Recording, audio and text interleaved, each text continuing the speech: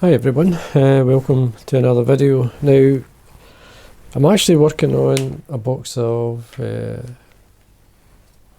sort of Irish wet flies. I don't know if you can see that, but I've got some dabblers there, I've got a mayfly there. I'm working on one at the moment, this one here, well, I'm tying this one anyway. And basically, it's just another French partridge style. It's called French partridge because I'm using the French partridge hackle at the front. This is just a good sort of a good mayfly partner, wet fly.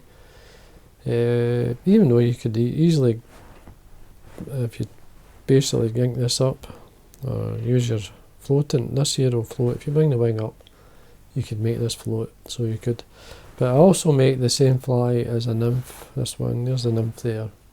So basically what I've used in that fly practically I've used in this nymph here for the mayfly. And this is an unweighted nymph that's used in the lochs. So I'd be fishing probably, if you were fishing this, you'd have this one in the point, this one in the dropper. So you'll be able to cover the nymph coming off, the large mayfly, as well as the adult or as it's hatching sort of thing. It's a good style, but I mean, what I'm going to do is just show you how I tie these flies. I'll tie the mayfly, the top dropper first, and then I'll cut it down into a nymph pattern.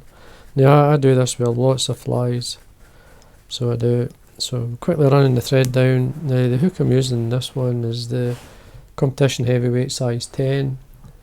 In this case, I mean obviously you can tie these all different sizes, but this one suits the large mayfly. It basically hatches in many of the lochs in Ireland, and here in the UK as well. You'll find them, and in the river. It'll work well. This is a good river pattern as a nymph, and you'd obviously you would add a wee bit of weight. But if you're fishing the lochs, you could add weight if you wish. But most of the flies I was fishing were unweighted, and they were using the sinking line to get the fly down. So it depends on how you want to fish the fly. Thread colour, I'm using this one here from F.Mill. This is our new thread. It's in this case this is a yellow. It's Pro Thread Twisted in 70 Denier. Tail, I'm just going to use this is a natural pheasant tail, and I usually put plenty, a good half dozen tail fibres. Length of the tail, I mean some people like them short. They seem to last a wee bit longer. It's just you tie it to suit yourself. Slightly longer than the hook would suit me, suit many of the flies I've tied over the years. Let me check, I'll just pull in a wee bit. Cut it the length of the body. Now the rib of this fly can be gold. I'll show you, I've actually got a gold one here. Same fly here but with the gold rib. You can tie some of the gold rib. This one has, I'll just move some of the fibre. It's the Uni-Mylar clear, a wee touch coloured up with a brown marker pen. I'll show you. This is it here. This is the Uni-Mylar clear, just equivalent to a medium thick. What I've got here is the length out already. Now I've stretched it slightly to reduce it a wee bit. You can reduce it by half if you wish to make it a wee bit thinner. In this case I want it a wee bit thinner, so skewer in your materials, your rib and your waist ends of the tail, and then run your thread quickly back down. Body, now there's a blend of yellow and white seal's fur or cream. You can see it there, it's just a blend, it's a nice, it's just to lighten it up a wee bit, you can see it there. The other way I used to do it a lot, but I'd use rabbit, white rabbit, mix it with the yellow seal's fur, gives you a slightly softer present or softer fibre, which may suit the nymph. It does suit the nymph a wee bit better, but in this case I'll just keep it the same. So I'll work my way up.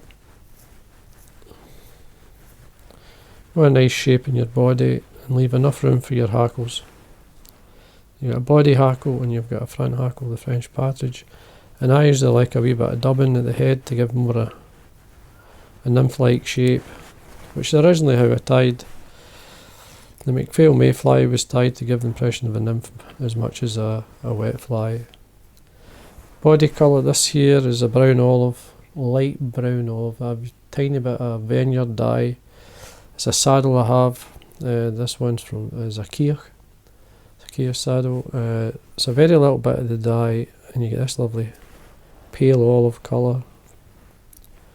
Make sure it's secure. Now this head area is a good head area. You're looking probably around about 3mm anyway.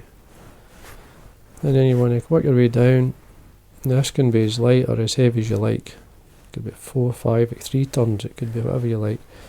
Oops, I'm way ahead of myself here. Just keep a hold of this. No, I'll take it away. Forgot to colour up my rib.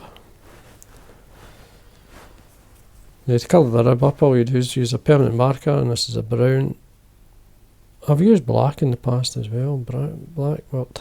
Now you could mark up the bottom part and then leave the rest clear if you just want the sort of mayfly colour, but most times I just take it straight up colour.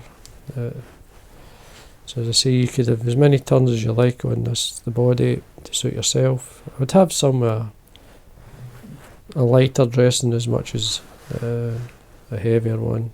Just have a nice mix. So in a rough day, use a rougher fly usually, that's the idea. So anyway, there we are. And if you want to do sort of make it float, the more hackle you have, the more chance it will float. So trim away your rib, trim away your hackle, a bit of wax there, just at the main areas where you're tying in certain things. It makes it easier, makes it stronger. That's fine. You're looking for a French partridge hackle. Now this is another thing I get asked a lot about the length. Everybody's got their favourite length and what they like to see in the mayfly. It's entirely up to you. I've tied them short, tied them long with the French partridge. I'm just looking for a nice feather. You want one that's well marked, something like this.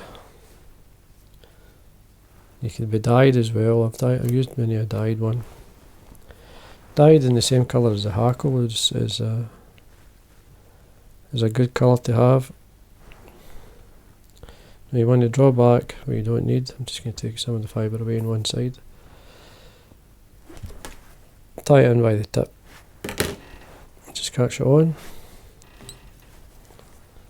Secure it in. Just draw it back. You want nice straight turns. So you do it. Now the number of turns, as I say, some people like it long, short. Just checking the length here, checking the fibre, see what I've got. And it's tapering out quite nice, that. What do we say?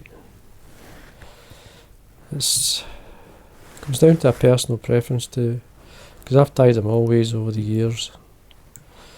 Lots of friends in Ireland who fish, and I've tied Irish Partons flies for more than 30 years. So there we are, and again, because we've got a hackle there, it's twisted and turned and that, a wee bit of heat just to lift it out. So I've used the hair dryers you've seen me use before, just to lift out the feathers, fibre. You'll see how it will shape it obviously, but it just opens the hackle out, gets to sit. It's opened the tail out nice as well. It's got a lot of movement in it.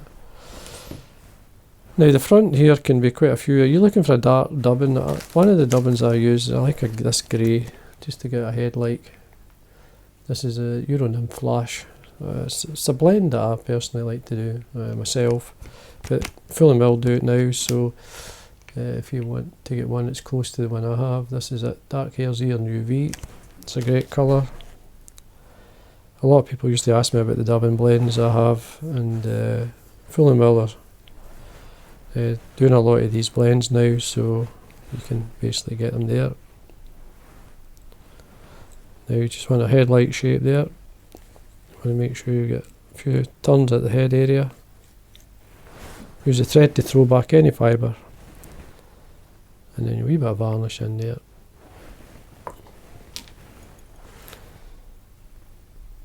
Whip finish, a nice strong whip finish if you do that. There we are. So that's the Mayfly. It's a nice pattern. Now I'll show the Nymph, how to tie the Nymph. It's just basically the same, using much the same feathers, so I'll quickly do that. Now the hook I'm going to use for the Nymph is the all-purpose medium. You see there, the light bronze, as you can see, it's size 10. Now you can use 8s and 10s, I've tied it in main sizes as 8s and 10s. In this case I'm just going to use the size 10. Main reason I've run out of the 8s, so, but the 10s are good. I'll just move the base a wee bit just to get it centre. Now thread I'm going to be using is the F.Mill again, the exact same thread. Just stick to everything much the same, not going to change much. Now I'm just going to quickly come down 2/3 of the way, come back up, and then I'm going to look at the length. Now you're looking just slightly, not as far as halfway, but near enough. I'm going to tie in some pheasant tail fibre for basically for the. Just going to look for some good stuff. If this is going to represent the tail and the thorax, I'm going to use it for both. So I'm going to tear it away, a good few fibres. Tail length is up to yourself, not too long. It's a Nymph this that you're representing here. You can see I'm catching it the way down. Keeping it on the top as I wind down. Keep it slightly to the back of the hook. Just check my length, that's fine. I'm going to go back to the same rib. So we've got our Uni-Mylar clear, as they call it. Just going to catch this on. And then again I'm going to secure both the rib in and the materials just to make it easier and make it better. Same body. As I say, what you could do with the body materials, you could add a softer fibre. Usually the white I would add, it could be rabbit. It could be even CDC would work really well in this. CDC fibre is great. It's a nice soft fibre, a lot of movement. And these mayflies, they do have a lot of movement in the body, especially for you'll find the gills on the side. So anyway, we work our way up. We want a nice taper in the Nymph. So just work our way up the body. See there we've got a change in colour. This is the yellow going white. It's just the way it works. And just a wee drop more here at the top end. Just check. The thread turns in front of the pheasant tail. See where we are. See the shape. You can slightly trim it if you want. Make it a wee bit more Nymph-like. I'll do that. Just so you can see the shape and the colour.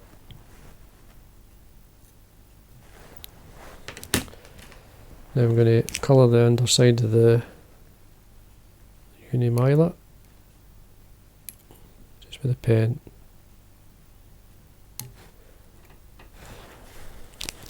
You want your rib all the way up.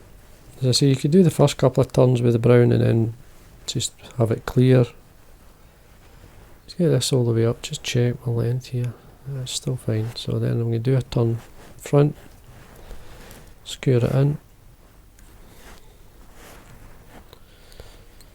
You can always hide that with some dubbing. Or tidy it up anyway. Trim that away. I'm going to make sure my pheasant tail, this is going to be my thorax cover. It's right where I want it to start. Check the length.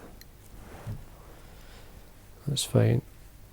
Now I'm going to use the same dubbing. This the grey that I used in the head of the wet fly.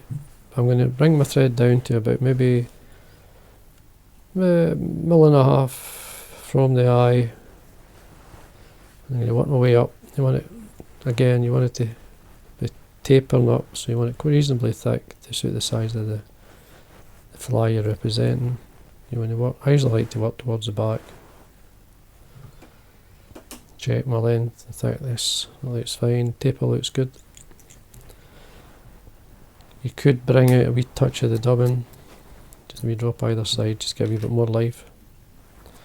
Now I've got the tips here. This is when I'm tying, sometimes I cut the tip off and I leave them for the legs, the smaller flies. So this is a French partridge again, so I'm just going to take out, you see the tip of that, the actual tip, and there's enough fibre to form the legs. So we just put them down either side, 2 or 3 turns. Just see if it's going to work first. There we are, I love the shape, that'll do it. Now we can trim these away.